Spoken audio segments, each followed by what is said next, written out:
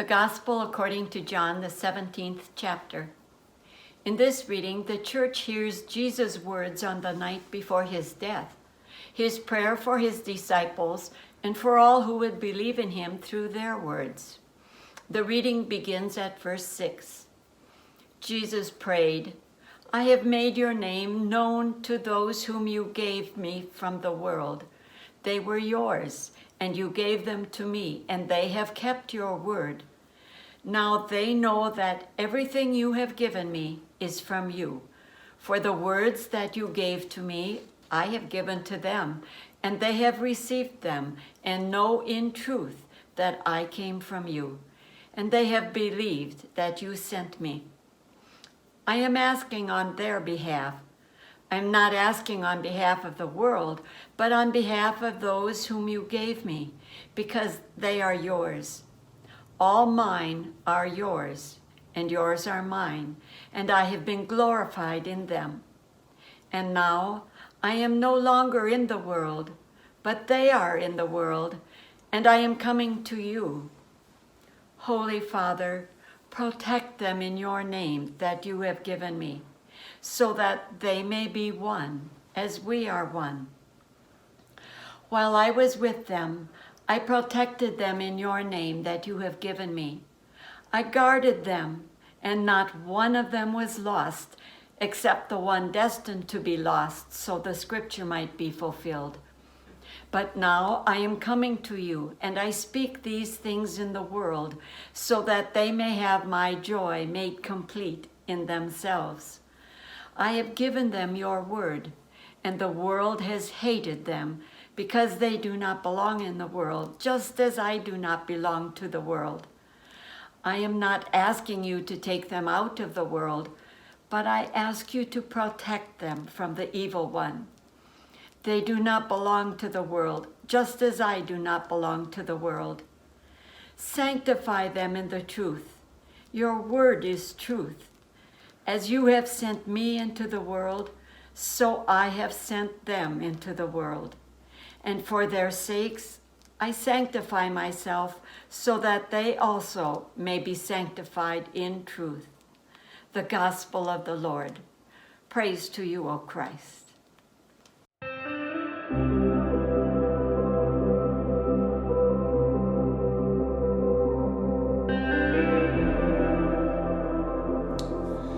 During one of the confirmation sessions that I do with middle school youth, I ask this question: what is one thing that makes humans unique from all other animals? I want you to think about that for a second. What makes humans unique from all other animals? I will give you 36 seconds to think about this. If you are worshiping with someone else, have a short discussion and see what you come up with. Okay? On your marks, get set, go.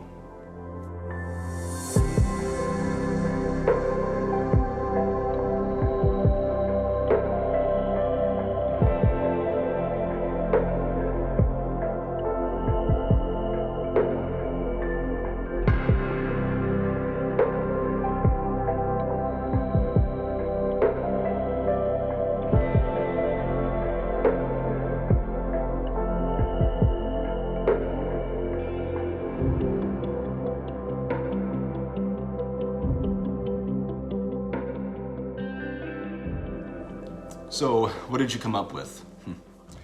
Well, meet Evie, our dog. She is just over 2 years old. I don't know if you are a dog person or even a pet person, but if you are, you know that these guys absolutely have a personality or temperament that's unique. Evie's very different than our first dog. You know that they have enough brain power to be trained or conditioned to do certain things. You know that they can, in their own way, communicate. Evie tells us when she needs to go out. But there is something that she cannot do, which brings me back to the question, what makes humans unique from all other animals? Now, middle school students eventually come up with an answer to this question that has to do with higher brain functioning, like abstract thought or reasoning. And that's kind of the answer I'm looking for. Our brains are big, We think in ways that other animals can't. And this has all kinds of implications. One being that we are aware of our mortality. As human beings, as we grow, we become aware that one day we will die. To my knowledge, other animals don't have that ability. I'm pretty sure that Evie does not spend her days lying in the sun contemplating her eventual death. She just lives in the moment. And I'm kind of envious about that.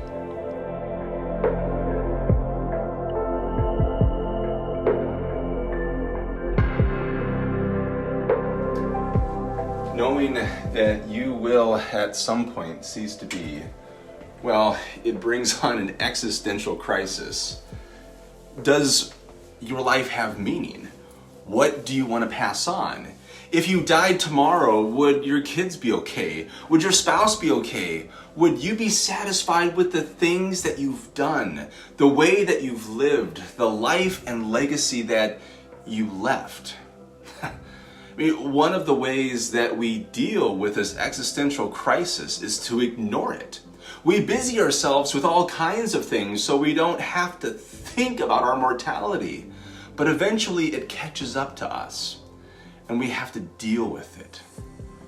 What would you want to say to your closest friends or family if you knew that this was going to be your last spring? I mean, what would you say? Now, if you are slightly uncomfortable with this question, then I think you are ready and in the right frame of mind to enter the gospel story we just heard.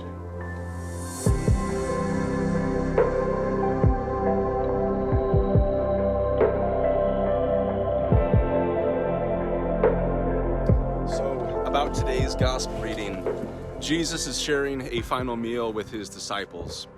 In John's gospel, Jesus knows that his time is up. And so he gathers everyone together in order to give some final words, to make sure that he's heard, to say those things that are most central to his mission, his life, his being. I hope this gives that some setup and some weight to what Jesus does and says in this final meal. So let me give you a quick recap. Getting up from the table, Jesus takes the posture of a first-century slave or servant and models service as he washes his disciples' feet. He then speaks of a profound notion of love that can address the greatest needs of this world. And he finishes the evening with a prayer that we read today. This is a prayer not just for Jesus' past disciples, but for all of his followers, past, present, and future, which means that Jesus prays for you. And within this prayer, two things catch me. First, Jesus prays that we would be one. And the second thing is that we would be in the world. Does that have any bearing for us today? I absolutely think it does.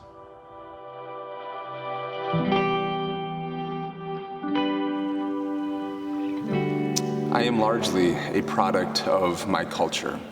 I don't know how I can't be. I'm living in the age of authenticity, and the number one thing that everyone must do in the age of authenticity is to discover for themselves their identity, who they are as a unique individual, their unique selves. So this is a relatively new idea, since for most of human history, and even today in some parts of our world, your identity as a person is largely determined for you by who your parents are or what class system you're born into. But really for our culture, the one that, well, at least I live in, that's really not the case. It doesn't apply to us. We say that you can do anything or be anything. And so for many parents, they try to help their kids to discover their thing, that thing that puts them kind of off to themselves, that unique thing about themselves, by providing all kinds of experiences and opportunities like youth sports, robotics camp, service trips, art club, after-school programs, music lessons, dance competitions. And then Parents spend the better part of a decade driving their kids around all week to have these experiences so they can find that thing that makes them unique, something to form an identity around and to be recognized as successful.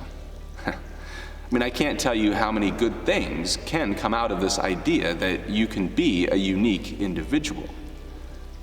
But there's also a downside. And one of those things is called hyper-individualism, where I become solely responsible for my destiny and my identity. And then I enter a crisis when I'm not acknowledged or recognized by others. Well, do you want to know what that looks like or how that plays out? Because maybe that's not entirely clear to you. Well, let me use myself then as an example. Adults often use their jobs as that thing that sets them apart and gives meaning and identity to their life.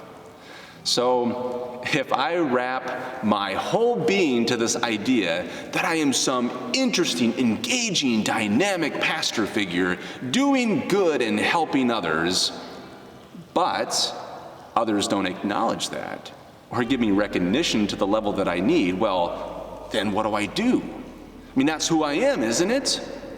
Well, what do I do? I guess I try harder and I spend more time practicing my deliveries. I change my clothing style.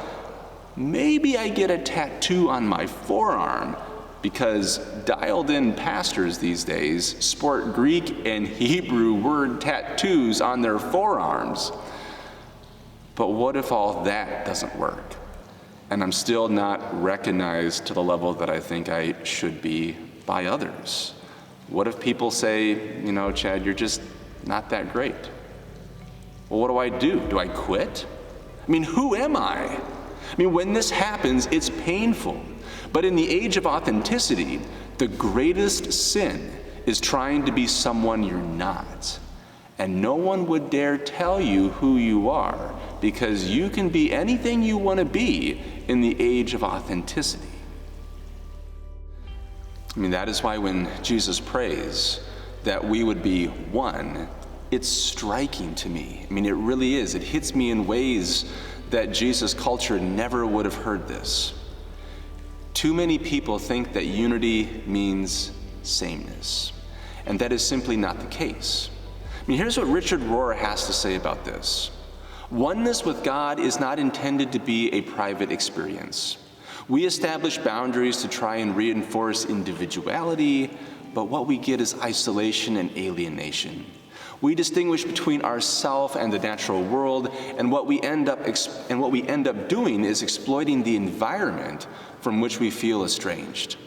We think that we are separate from other people, and the result is a breach in our knowing and our underlying understanding of a shared humanity. I mean, we have a shared humanity, a common element to our identity.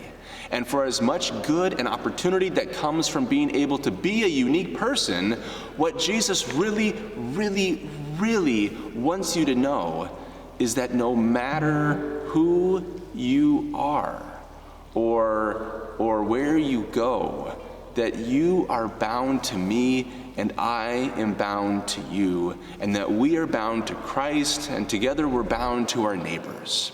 I mean, in this way of understanding life, you can never be alone or not have a community, a connection, an identity. I mean, there is great spiritual truth to this. Richard Rohr continues when he says this: if God is one with all, then whatever happens to all happens to God. If God is one with those suffering, then whenever those suffering suffer, God suffers. That is what it means for Christ to still bear the wounds in his hands and feet and side. It isn't just the risen Christ that is alive in the world, it's also the crucified Christ who is present in the suffering, present in the pain, present in the oppressed. I like that. And this connected community that Jesus prays for, it exists in the world. Jesus prays not that we would be removed from the hardships and pain and suffering in life, as well as the joy and excitement, but that we would experience together all that life has to offer and walk with each other through all that life brings. You are one, Jesus says. Not the same, but connected by God's love for humanity. And you cannot be connected or one with other human beings if you are removed from them. This is the last thing that Jesus prays for his beloved community, that they would be one and live this unity in the world. So hear the good news today.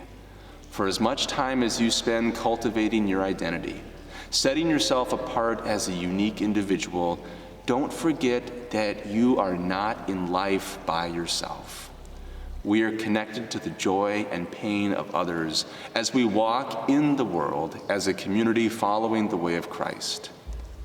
In this way, we find life, wholeness, peace, and joy. This is the good news that we hear today. Thanks be to God for that. Amen.